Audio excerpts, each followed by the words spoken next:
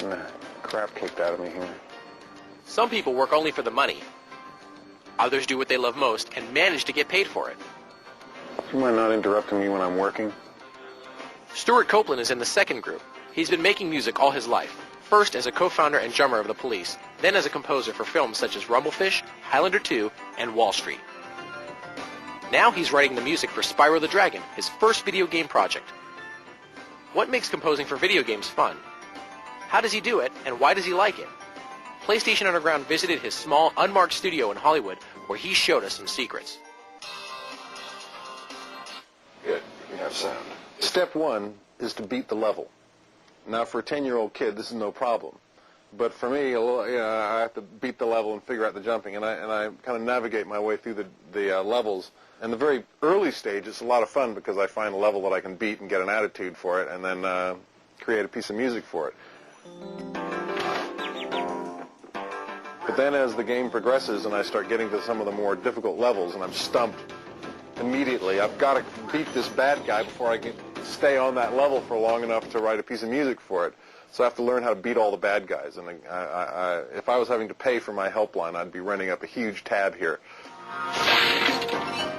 So then once I'm on the level and I've got a general attitude for the game, I have to, within the atmosphere of that level, have a lot of different changes happen, but stay kind of in the atmosphere. Then I go back and I look for how to make those inner complexities more complex and to have deeper sublayers and things that don't really hit you the first time but hit you the 16th time so that it can survive repeated listenings. Roll some of the crevulation off it there. Give it about 60 feet. Well, let me start something. Let me write something for you. Okay. Well, I'm going to do something which is a trade secret here, but I have input quantized, which means that I can play it very badly, and it comes back played very nicely.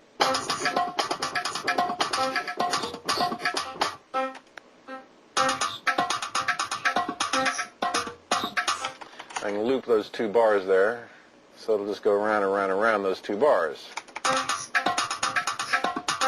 Okay, now let's get some bass going there.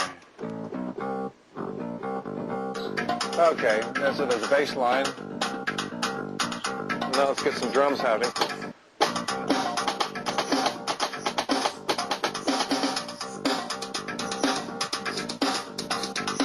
Okay, now let's get some heavy metal going here. Okay.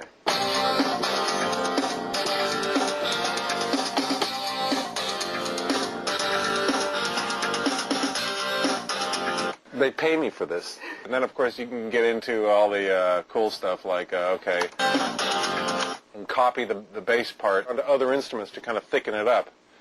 And then I add scary stuff to, add to it in various different ways. Where is that?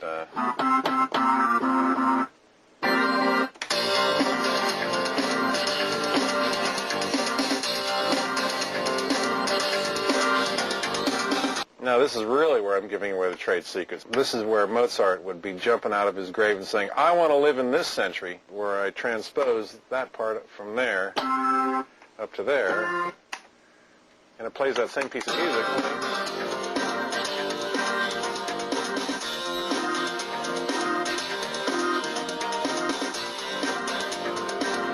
So I've just done a whole transition there, took all those instruments and moved them up that much. Looks like fun, doesn't it? In his career, Stewart has both performed music and composed it. We wondered which is more fun. When I play music, I have the instrument in my hand, I don't think, and my hands do the walking. And it's a bodily function. It is instinctive, it just happens. Composing all happens in the mind, and my body is an inert, dead fish.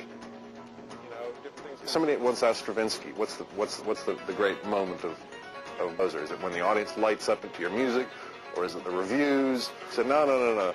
The best moment is when you find that note you're looking for, and you get that chord, which leads to that chord, and you've got this under thing happening there, which pays off right here. At the same time, set it, and you crack it, and you've got it. It goes there, and it does it.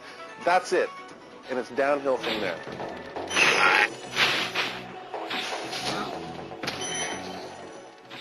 What's it like to compose for the PlayStation? the Sony PlayStation has room for high-quality music that has full bandwidth. It's the same as you get from a CD, whereas the other platforms has very thin bandwidth. And the thinness of the bandwidth puts an imposition on the composer where he has to create sounds that'll fit within that. On these CD-ROM games, there's so much space. I don't have to worry. I can load up full symphonic sounds there. In fact, I have. In this game, I've got whole orchestra sounds that I recorded in Utah. I use the orchestra as a flourish here and there to provide drama, because the game is actually quite grand. He's flying through castles, and there's a big sky, and it's a very open, expansive feeling, which is where the orchestra comes in. But for the energy, jeopardy, I've got raging rock guitars and drums and pounding rhythms. Any kind of art is about creation of tension and resolution. And in music, it's more subtle how it happens, and it's more esoteric how it happens, but it's the same thing. You create a tension, and then you release it. The most fun part of the process is being able to be in there like this, and I get a phone call, and I can shout at my staff, "Don't interrupt me when I'm working!"